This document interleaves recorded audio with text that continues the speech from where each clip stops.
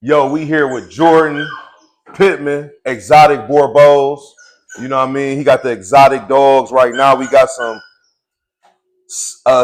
African Boerboel, African boerboel, African mastiff. Boerboel is farmers for Yeah, it's I'm gonna Dutch. tell you because I don't know. I Yeah, don't know. yeah, I'll break it down. But yeah, it's the African mastiff, South African mastiff, and these are some of the puppies that I have. These are some of the dogs that I raised, and yeah, and then we're gonna explain why I'm one of the most hated in the game. Yeah. You know, I'm coming straight out of East Cleveland, bringing y'all the dogs, some of the best dogs in the world. I've been doing this for several years, and to be honest, like what I done uncovered, a whole lot of stuff. You know, I feel like if you see something that ain't right, you can speak up about it. Right? Mm-hmm. What's wrong with that? Yeah. And you know, I'm one to submit. You feel me? And I'm a resistance to their authority. They want to make me. They want to press me down.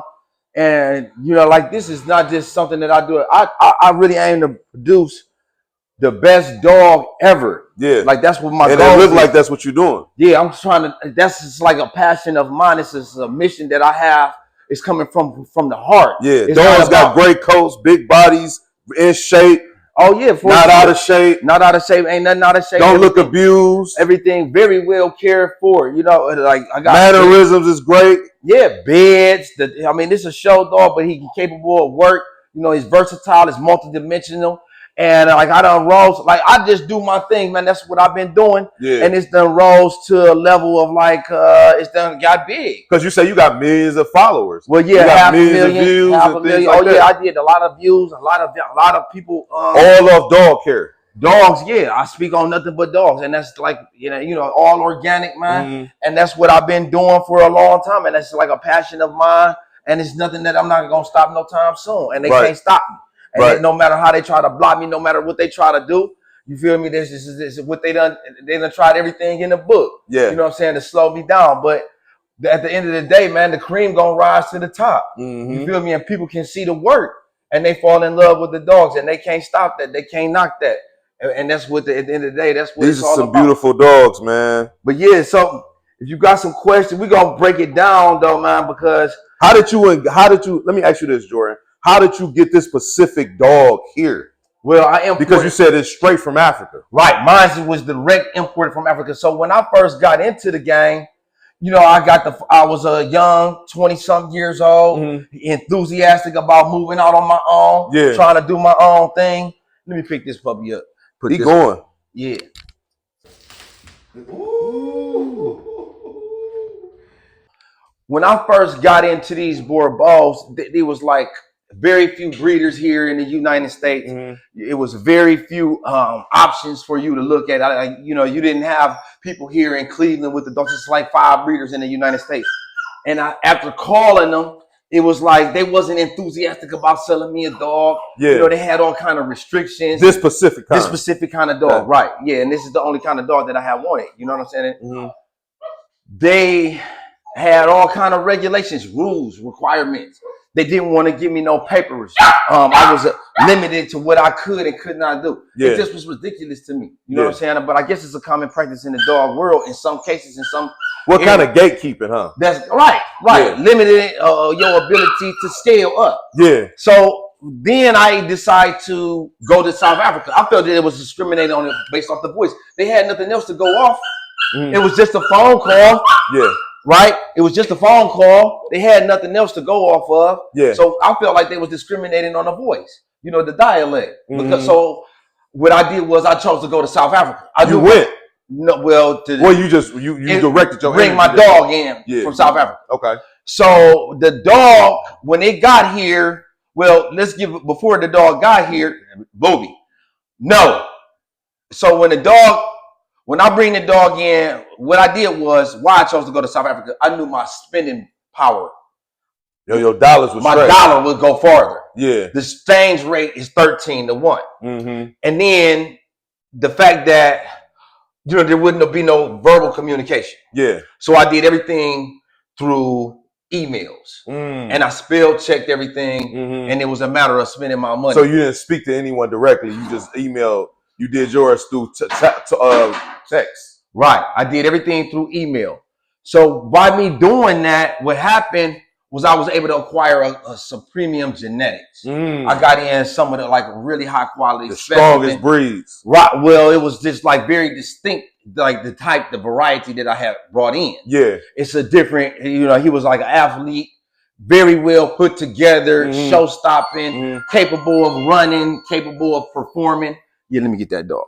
What? No, I'm saying, was it Booby? It's something similar to Booby, but on a smaller Booby. No, Booby, this was many years ago. We're talking 18 years ago. They getting busy. Get out of there. They getting real busy. He got the pups in here. He got Booby in here, Big Papa. You know what I mean? But no, it's all good though. You know the boerboel. I just want to make sure. Is that correct? Is that correct? Boerboel. Boerboel. That's right. Boerboel. Boerboel. No, I did. This is like 20 years ago. I'm speaking of when I brought the first dog in. Yeah. You know what I'm saying? So because of it was like a culture shock to me. Yeah. Remember, I'm coming direct out of East Cleveland. That's all I've been around is my people. That's what you don't really know the lingo. You don't know really too much, but you know you love dogs. I know I love dogs, and I know that I'm smart enough to breed the dogs, and I know that it's been in my mind. This is what I wanted to do since I was a little kid. Yeah. You know what I'm saying? So this is what I'm going to do. And ain't nobody going to tell me that I can't. My mama told me when I got grown and on my own, I could do what I wanted to do. Yeah. You know what I'm saying? So that's what I'm doing. You set out to do. That's what I set out to do. And it's been in my mind ever since I was a kid. Yeah. You see what I'm saying? So they're trying to change what I believe, like they can't. So I guess it's just meant to be. All of these obstacles is meant for me to overcome.